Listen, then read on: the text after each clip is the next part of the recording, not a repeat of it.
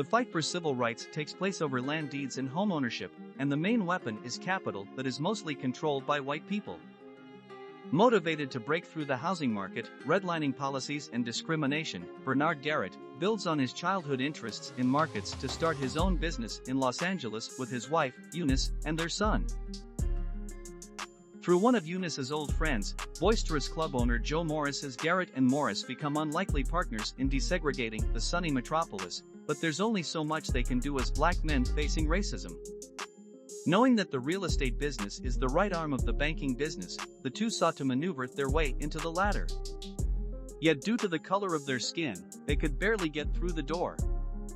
So they recruited a white man, a home repair worker named Matt Steiner, to act as a front for them. They trained him to walk like a banker, talk like a banker, and think like a banker. That's when the plot thickened. So they come up with a revolutionary plan to take on the racist establishment of the 1960s by helping other African Americans pursue the American dream. In doing this, Garrett and Morris' success ultimately draws the attention of the federal government, which threatens everything the four have built. There's a big rousing moment where Bernard gets to stand up to a bench full of judges to decry systemic racism and oppression. The movie begins with court section which Bernard was called to testify, but Bernard was already prepared for the worst as he advised himself to be careful. He said, "Bernard, be careful out there, they want to make an example out of you. A young man who's doing his business in front of the bank and keeping record of all transaction." Yet he was chased one day and he explained that he was just trying to learn how to make money. He was talented. But he was told by his dad that he was born with the wrong color, that the white won't allow the black to make money. But he said maybe not in Texas, he believed he could make it somewhere else other than Texas. So he moved to California. He was advised by his wife Eunice's uncle to join his aircraft company, but he wanted to start real estate business. The young man is so eager and smart, so he started checking out buildings. Eunice introduced him to Joe, who's a funny man. He reduced to talk to him because he doesn't like his character, and Eunice asked if he will want to meet the mayor, but he refused. After meeting with Mr. Baker, Mr. Barker refused to play with his terms. He kept the struggle. He visited Mr. Reed and asked for a loan to buy a building from Mr. Barker, as he knows that he won't be able to get a loan inside. But Mr. Barker won't support him at first, but later accept to support him. Mr. Joe come to him and let him know that he likes seeing black men succeed and asked if he trust Barker. He finally buy the building from Mr. Barker, but he keep receiving discriminations from tenant. Mr. Barker offer him another buildings which he offer 50-50 share, and then on one condition that he will be the face of all their deal, which he agreed. That how his success story start. He got new apartment for himself and wife. Immediately Mr. Barker died. Mr. Barker wife decided not to work with a black man. Do he offer Mr. Bernard 25% of the business and other to fight Mrs. Barker in court. He need to provide someone who's a witness to the deal between him and Mr. Barker. He offer Mr. Joe a deal about buying a house together, particularly the bank building. So they asked Matt to be there by front their real estate business, and he agreed. So they started teaching him. First they teach him how to play golf. Then the price and profit calculation. After they lecture him and transformers him, they set him to meet with the owner of the bank buildings. They wait outside and watch him. After a long talk memorizing, they finally get the bank owner to agree on a deal with them. They finally buy the building. He came back to Texas to visit his dad. He walked back to the bank he was watched as a kid, and he planned to buy the bank. So he talked to Joe and they plan how to do it, since Joe is not ready to move to Texas and considering how to make or convince Matt to move there. They finally come into agreement and move to Texas to start the deal. And they finally get it and become the bank owner. After they buy the bank, they decided to change most of the policies, and also they favor their black community. But the move really called some damn pretty attention. Matt suggests they buy another bank of Marlin and bring a lot of idea how to raise the cash, as Joe and Bernard said they don't have the amount with them.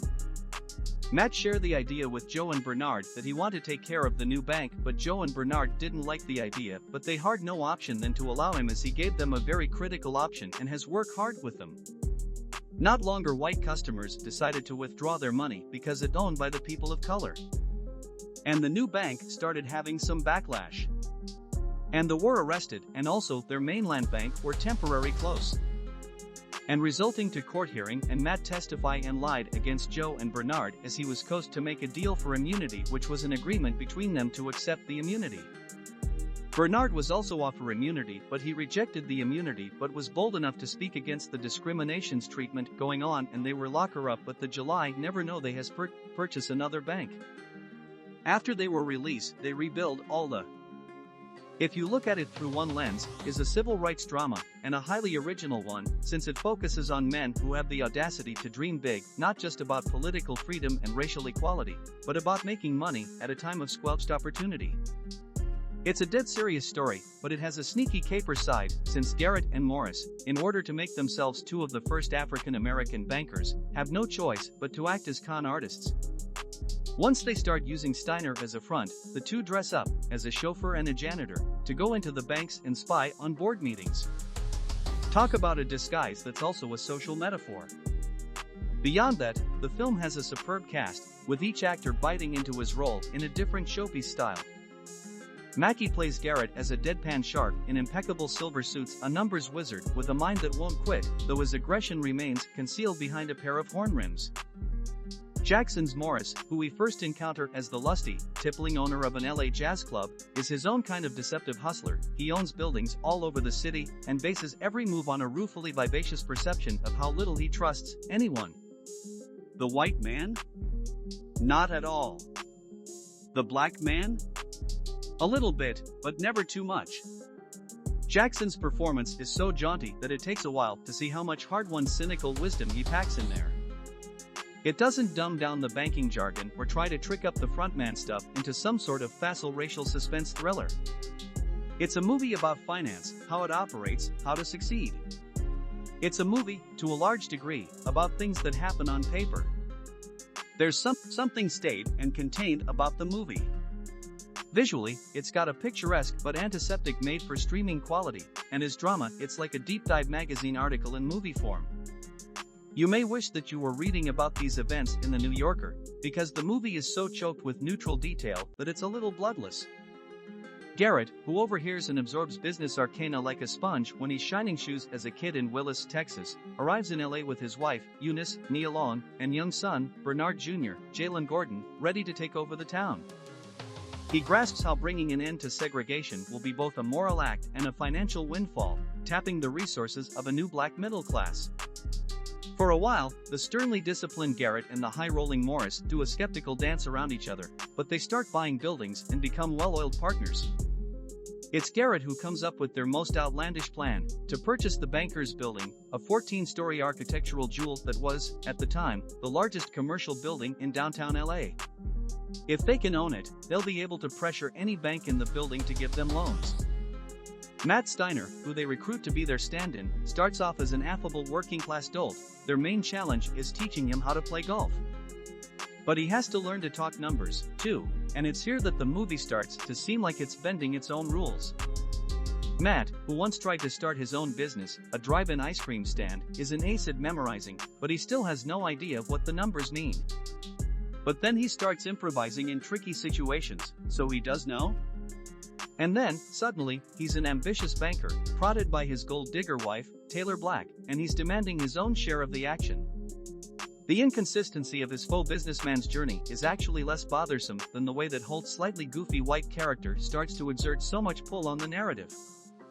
The second half of The Banker is all about how Garrett, in 1963, leads his partners to buy the mainland bank back in Willis, with Steiner, once again, as the front, so that he can give loans to black businesses there and build an African-American middle class in his old Texas town. This becomes the film's political statement, that without the support of banks, black Americans were cut off from the possibilities of wealth building. No right-minded person would disagree, yet as astute as the point may be, for a dramatic feature it's an awfully wonkish message. And the way that Garrett's scheme comes apart seems not so much wrenching as, simply, inevitable. The Banker fills in a slice of history you probably didn't know. But it's history written with vacuum-packed lightning. This is a movie I will advise everyone to watch at your own free time. Movies like this are set to change our society, not just for watching or entertainment purposes only. If you have any question, suggestion or contribution, put it on the comments section below. We will get back to you as soon as we get your message. Thanks for watching. Kindly subscribe. God bless.